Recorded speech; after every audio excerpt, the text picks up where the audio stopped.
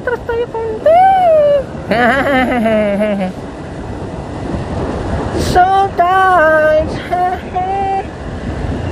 Hey, ang cute naman nun.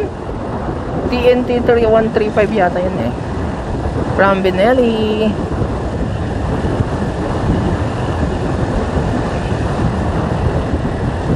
Maganda yun. Mas malakas pa nga yun dito eh.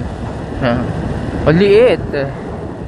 Mas malakas pero syempre mas mahaba pa rin to. Well, hindi natin alam. Talagang malakas kasi yun. Tsaka mamahalin yun. Siguradong magandang under noon. Mas maganda kaysa dito.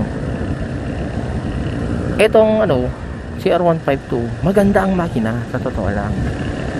Pero medyo mahirap imaneho. Bakit?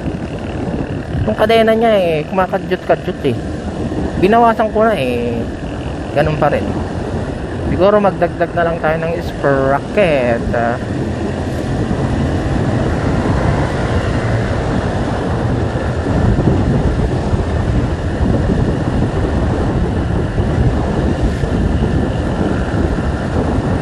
Classic means chill, ha?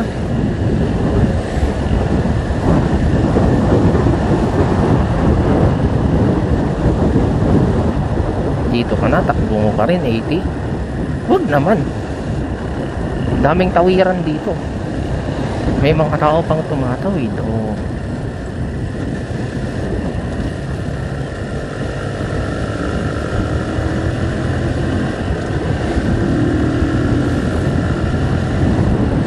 Huwag mong sasabayan yan, Rex. Wag.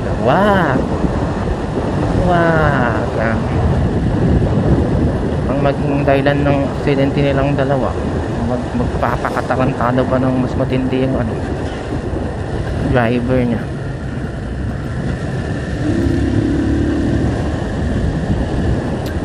Floor Center o kaya Toyota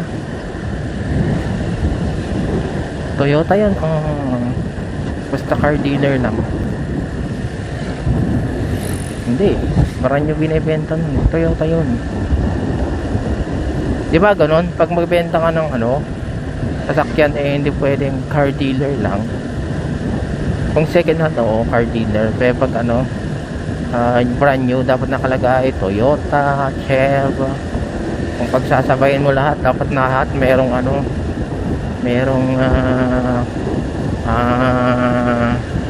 indication, kalatura, na to, basta merong tatak na malaki, yung official na tatak ng mga sasakyan. Ang daming Shell, mahal na gasolina, pero Caltex ilan lang, mahal na rin naman.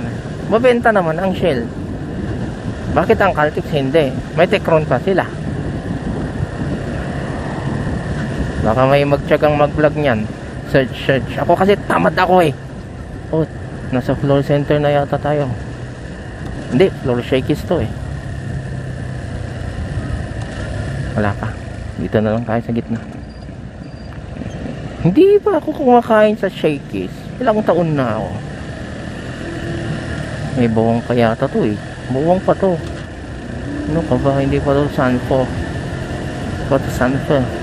Tingnan mo yan, malaking sasakyan. Pero hindi ko pa napansin. Nung nasa tabi ko na, tumapat na, saka ko lang napansin. Ingat-ingat tayo.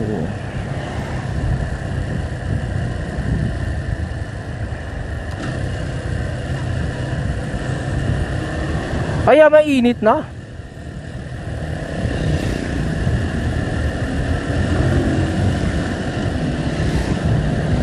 Ayun floor center. Liliko na tayo nito.